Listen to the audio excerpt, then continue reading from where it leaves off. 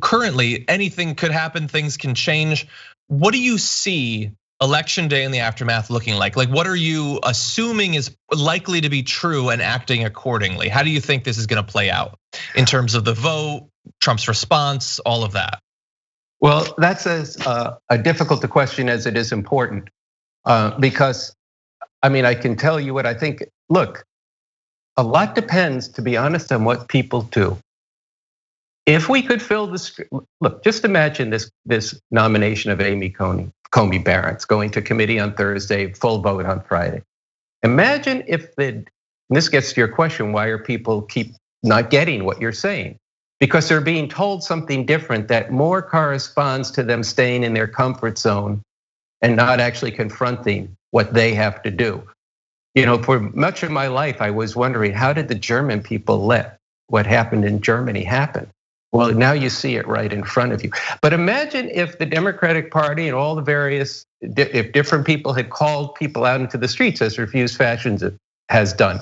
Imagine if there had been 50,000 people in the streets every day in Washington for 2 weeks and hundreds of thousands on the weekends. Do you think this nomination be going through? I don't think so.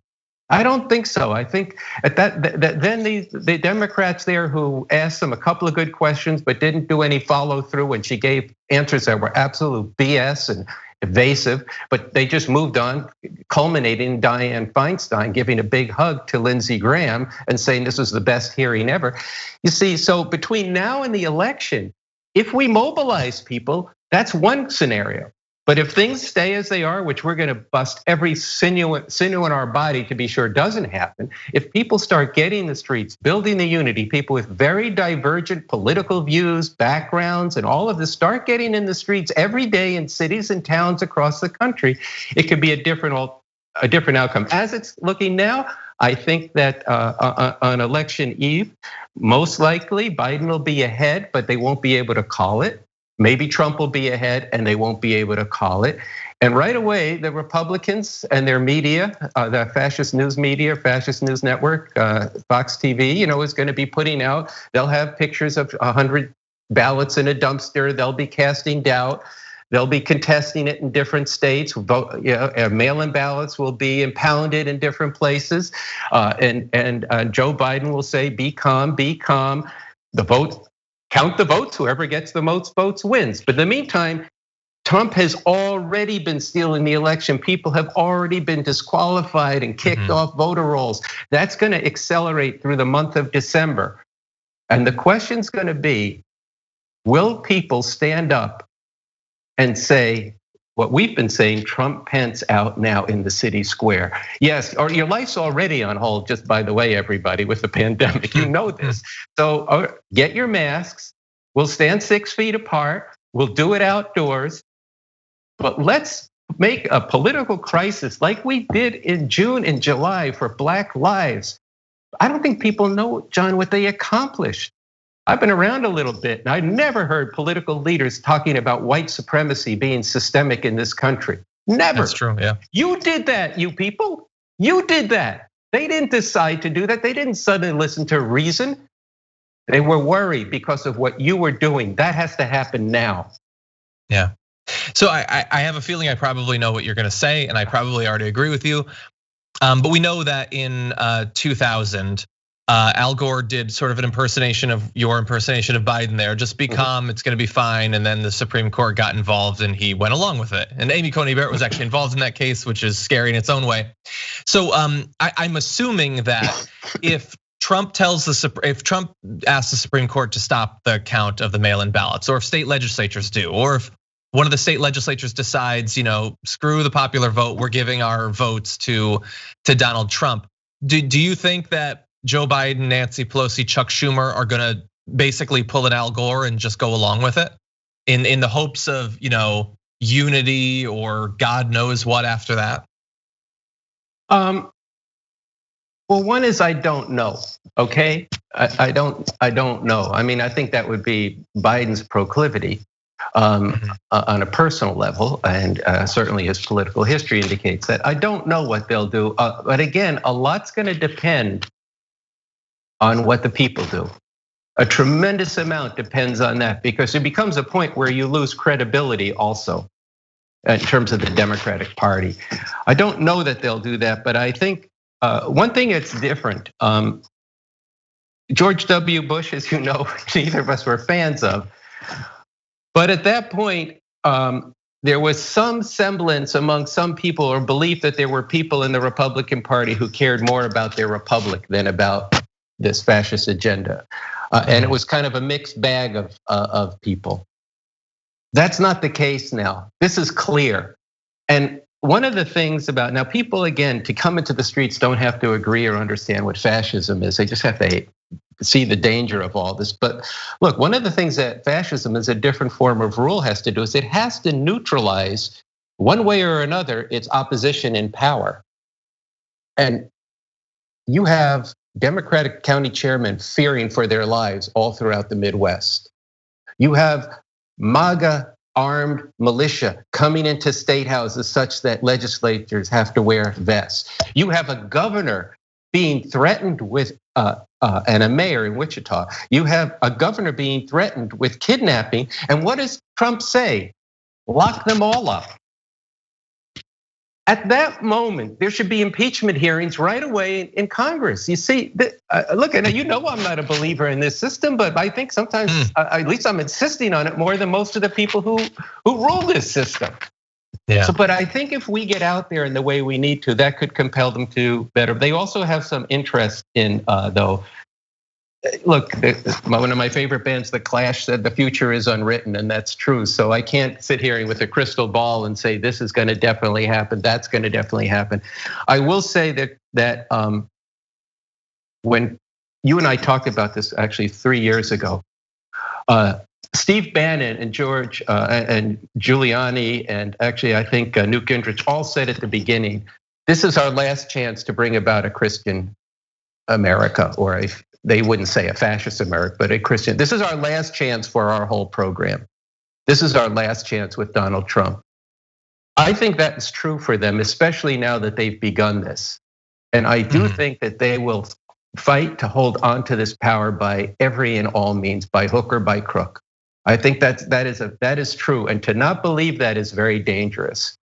So there's no, I don't want to be the voice of doom here, but we are actually facing a doomsday scenario here if we don't act, and there's no other way. And acting, and I want to be absolutely clear, nonviolent, peaceful protests involving masses of people. At one of our rallies, a historian, I think his name's Joshua Shanes, came and he spoke about a town in Germany in the 1930s, and he said the thing that this town lacked to be able to stop fascism from taking root in that town is there wasn't a coalition of the decent people. Okay, and that's kind of an interesting word, but what he was trying to convey is you need everybody who hates this to say, we will not stand for this.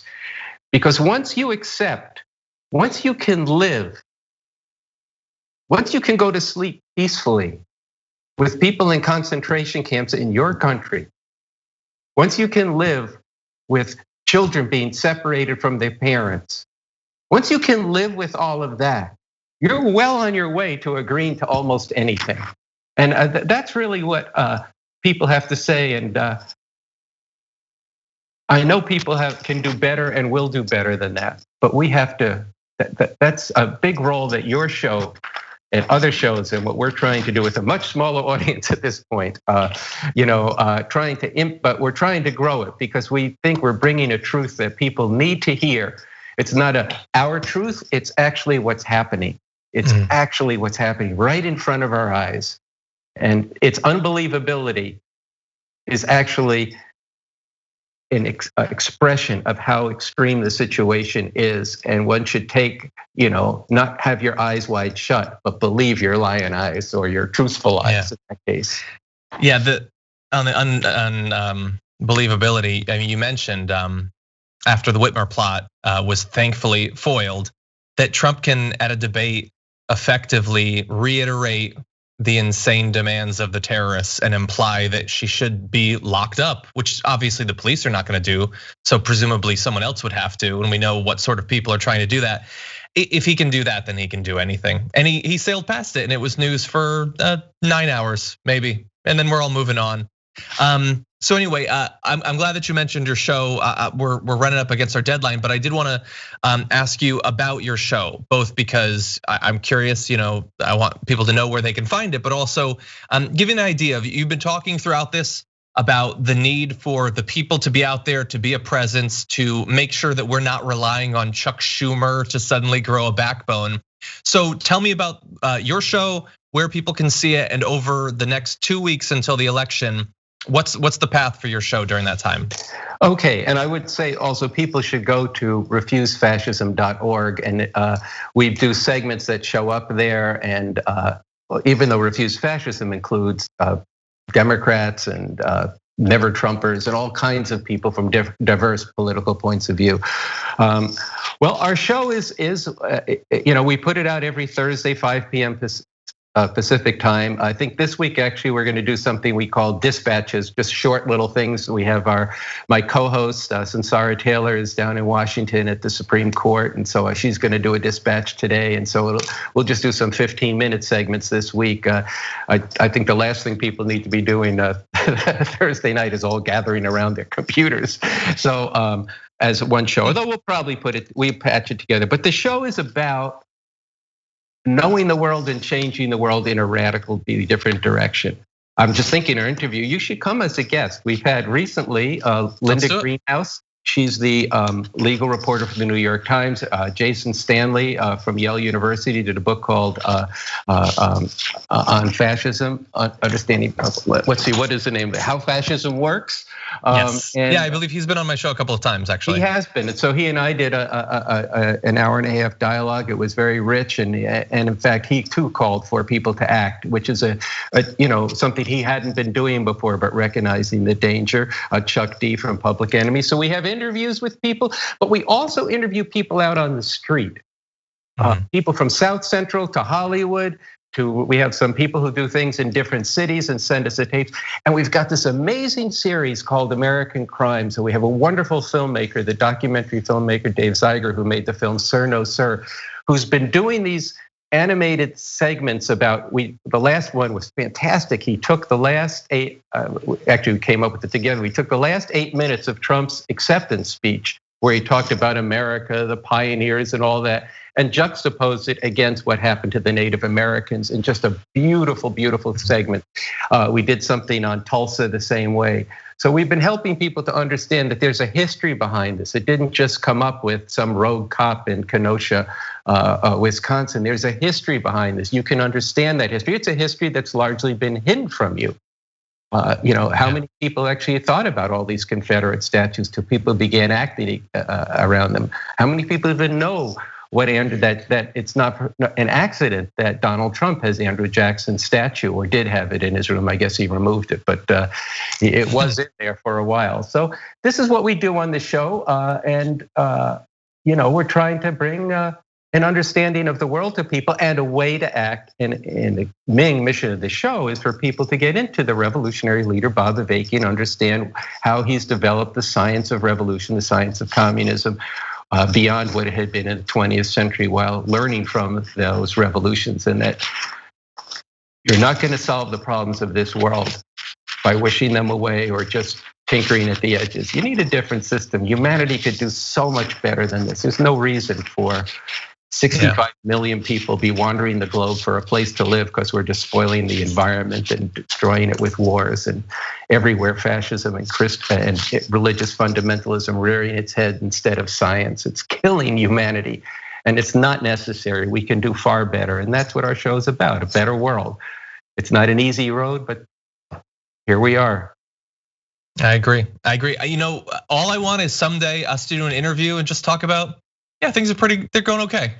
It's probably gonna be a ways away, but maybe, Andy, maybe someday we'll be able to do that talk. Well, I'm game, and why don't you? I'm serious. Come on the show and we'll talk about that. That sounds good. What it would take to get there, and how in our little microcosms we're actually trying to start creating that and penetrating the mass of people to where people do say, you know what, basta ya, enough's enough. We can do better than this. Annie Z, as always, thank you so much for joining us on the show. All right, John, you be well, and glad to be back.